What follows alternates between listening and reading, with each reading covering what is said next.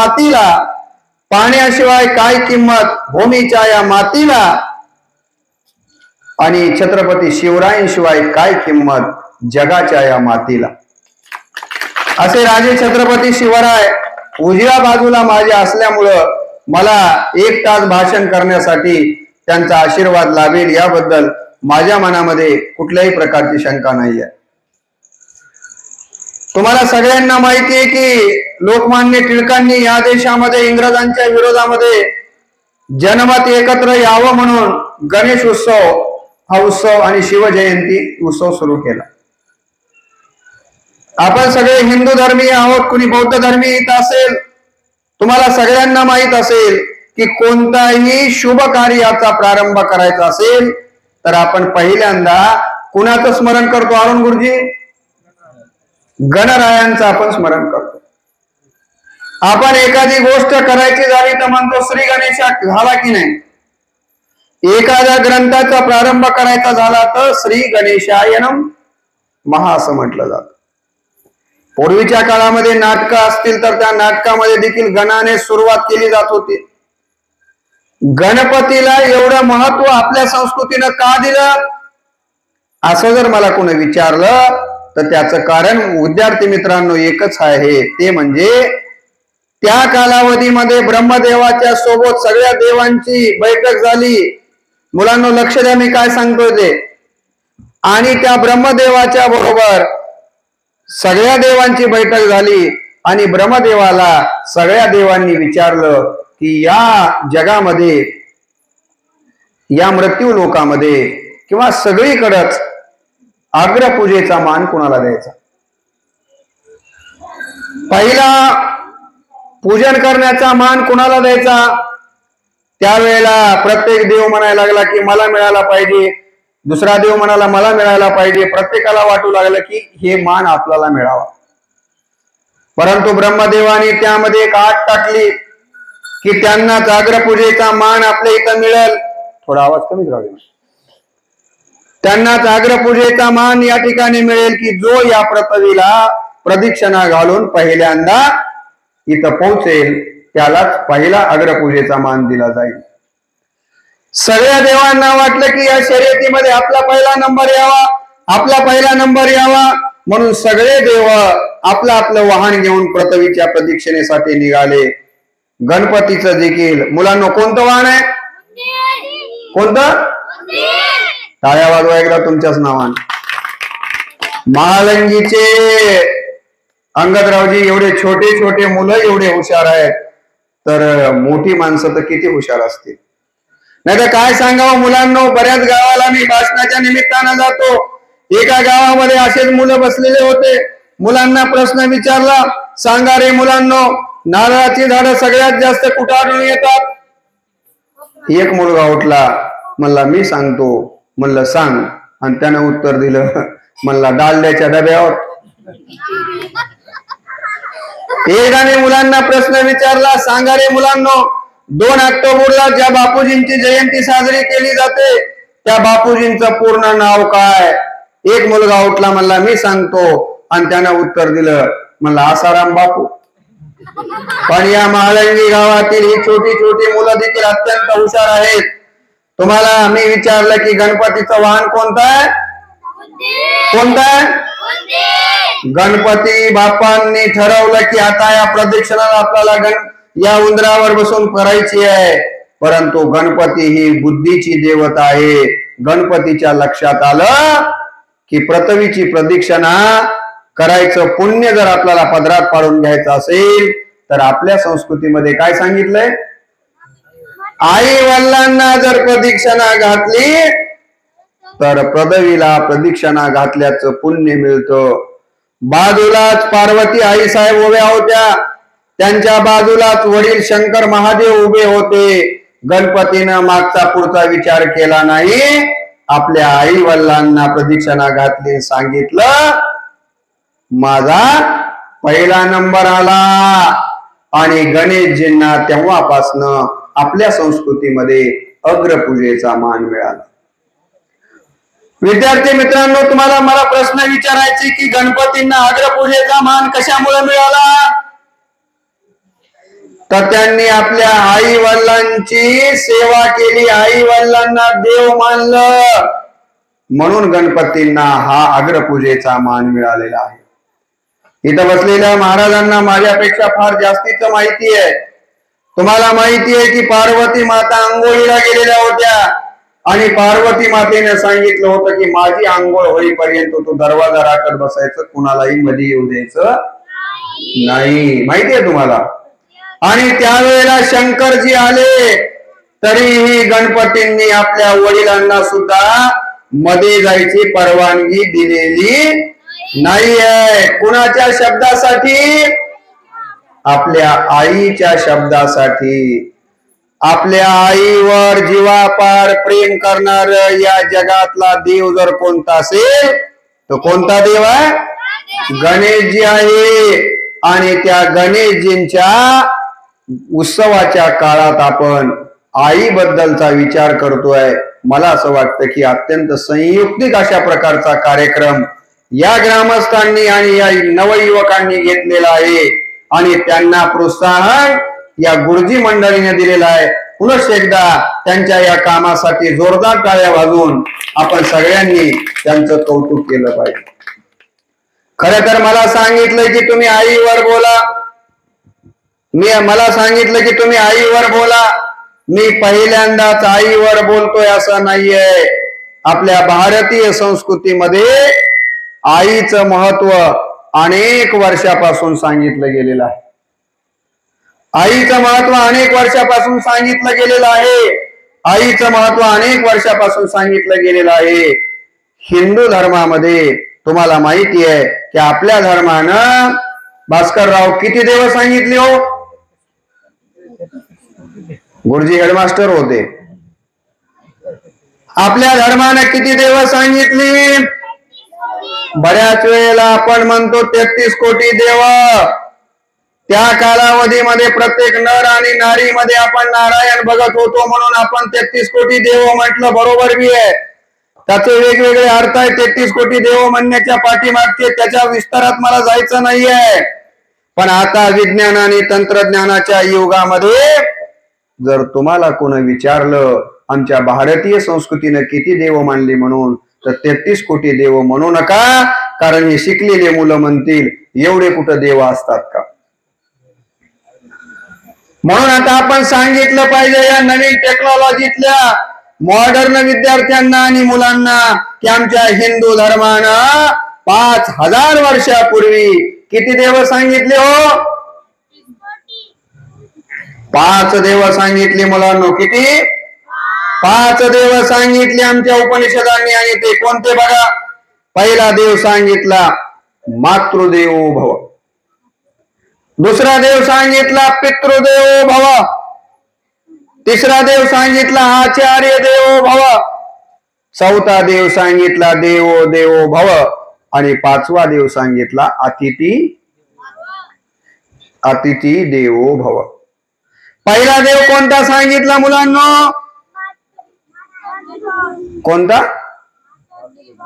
मातोत्री भव. म्हणजे काय? बरं मी बोललोय ते पोरं कळाले ना तुम्हाला? माझं गाव देवकर आहे.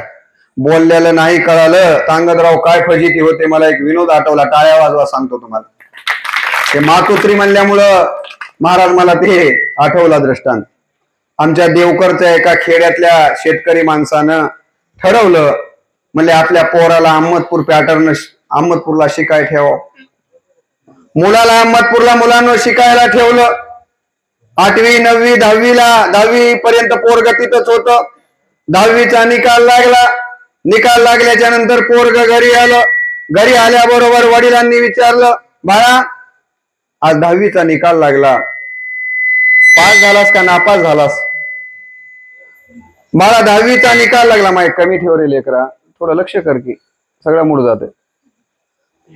बाळा 10वीचा निकाल लागला, पास झालास की नापास झालास? पोरगो काहीच उत्तर देईना. 4-5 वेळेस बापाने विचारलं म्हणले बाळा 10वीचा निकाल लागला, पास झालास का नापास झालास? पोरग काही सांगाय तयार नाही. बापाला वाटलं आता काही खरं सांगणं झालंय, आपण शाळेला जाऊन विचारावं, तुमच्या लक्षात यावं म्हणून जरा ग्रामीण भाषेत बोलतोय.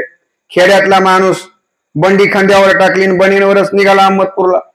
गाव जवळ येईपर्यंत काही अंगात शर्ट घातला नाही. अहमदपूर आलं की अंगात शर्ट घातला. शाळा माहीतच होती, ऍडमिशनच्या वेळेला आलेला.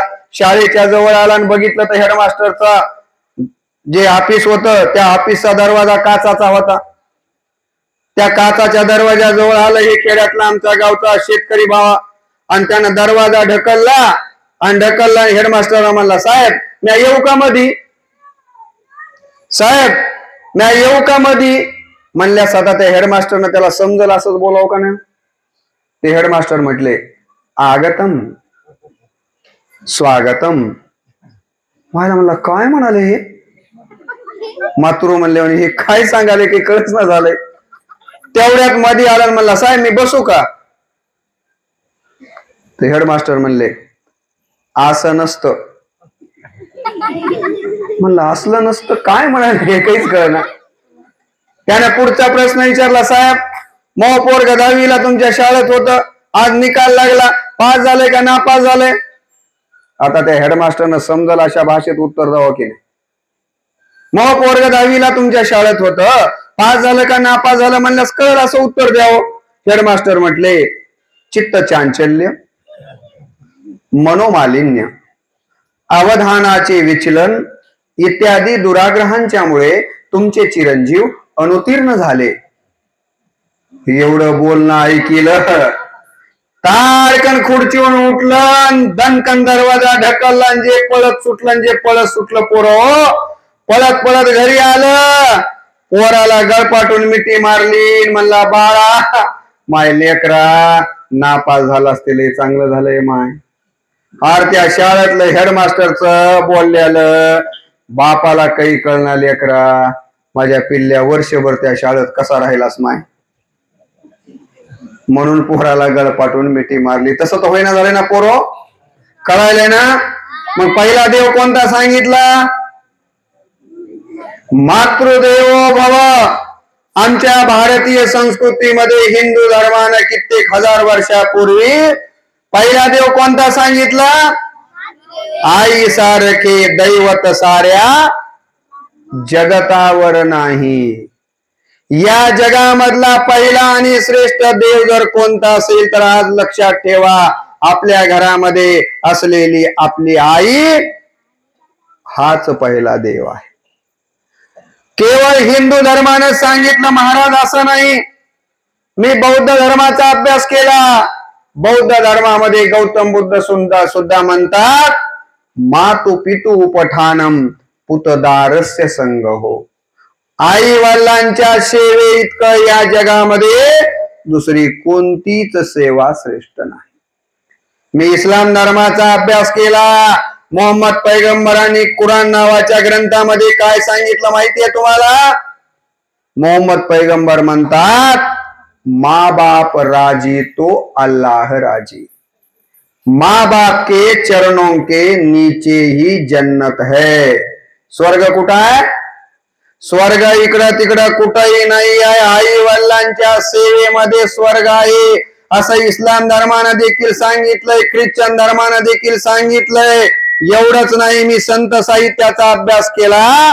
आमच्या संत ज्ञानेश्वर माऊलींनी ज्ञानेश्वरीच्या 17व्या अध्यायातल्या 207व्या ओळीमध्ये आई वडिलांचं महत्व विशद केलेलं आहे, ज्याच्यावर मी अनेक प्रवचनं दिलेली आहेत.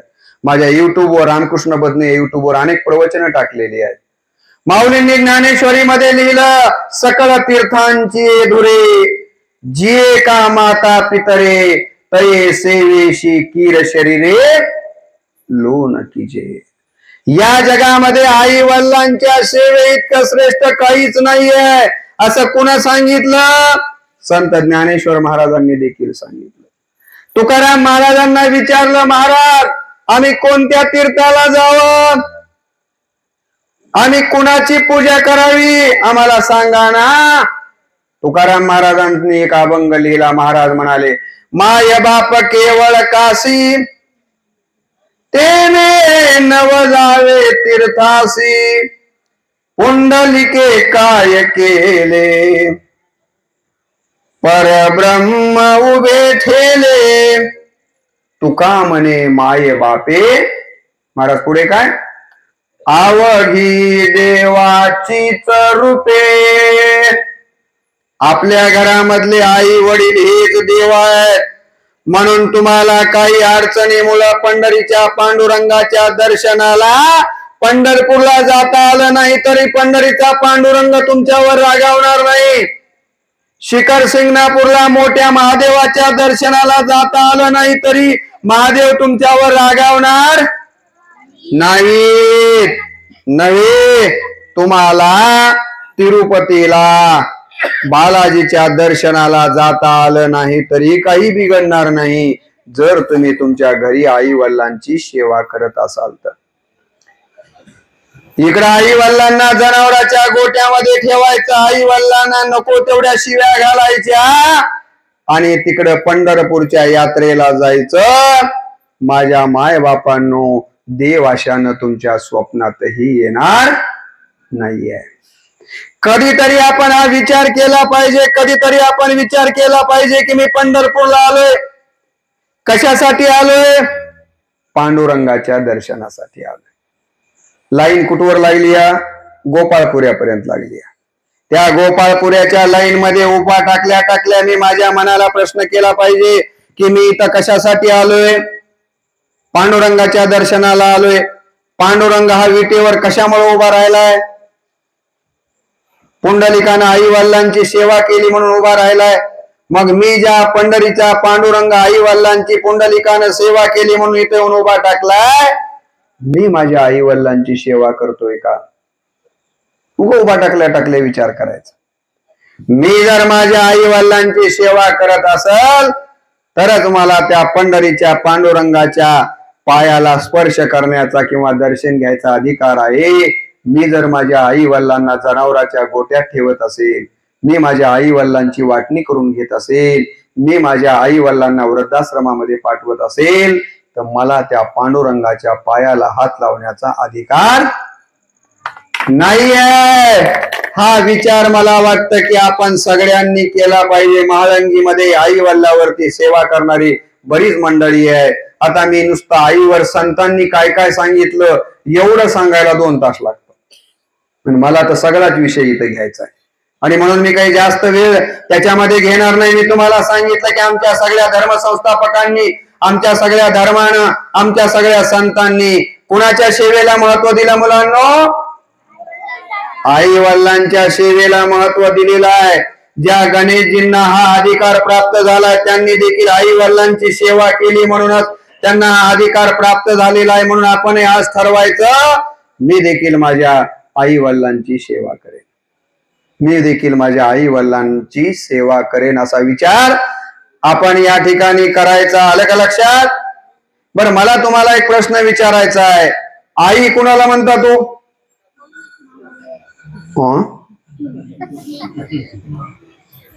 म्हणजे पूर्वी आईला माय म्हणत होते, मायची आई झाली, आईची मम्मी झाली, मम्मीची मॉम झाली आणि आता मॉमची मम. एखाद्या आडाण्या बाईला जरी तिच्या लेकरानं मम्मी म्हणलं की तिला 15वी पास झाल्यासारखं वाटतं. पण माय हा शब्द बघा, माय हा शब्द बघा. आता तुम्ही कालला विषय म्हणून माझा प्रश्न वेगळा होता आणि तुम्ही उत्तर वेगळं दिलं. माय हा शब्द बघा, माय मी अनेक शब्दांचे विग्रह केलेले आहेत अरुणजी. मा म्हणजे मातृत्व, ये म्हणजे यज्ञ. मातृत्वाचा यज्ञ जिच्या ठिकाणी सुरू असतो तिला आपण माय असं म्हणतो. तिलाच आई म्हणतात. आ म्हणजे आत्मा, आई म्हणजे ईश्वरत्व. ईश्वरत्वाचा आत्मा जिच्या ठिकाणी वास करतो तिला आपण आई असं म्हणतो. घरी गेल्याच्या नंतर माय म्हणून बघा, माय म्हणून बघा. माय म्हणताना एक अंतःकरणातून एक जिव्हाळा, एक प्रेम, एक वात्सल्य निर्माण होतं. माय म्हणताना ओठाला ओठ चिटकतात, त्याला थोडा थुका येतो, ओलसरपणा येतो, अंतःकरणातून एक जिव्हाळा निर्माण होतो माय म्हणताना. म्हणून या ठिकाणी आमच्या बहिणाबाई चौधरी म्हणाल्या, मायेला माय म्हणता ओठाला ओठ भिडे,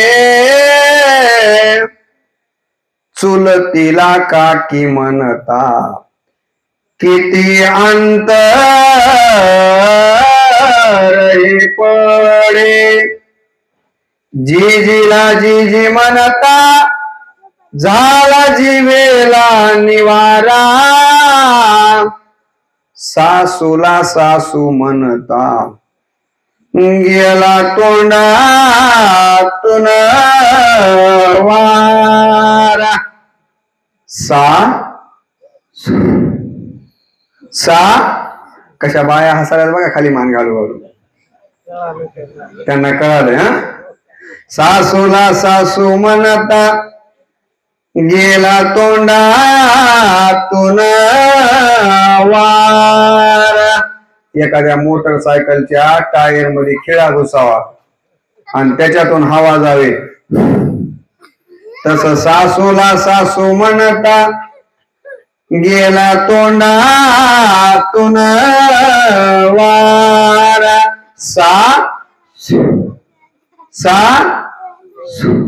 पण माय म्हणताना मायेला माय म्हणता ओठाला ओठ भिरे चुलतीला काकी म्हणता किती अंत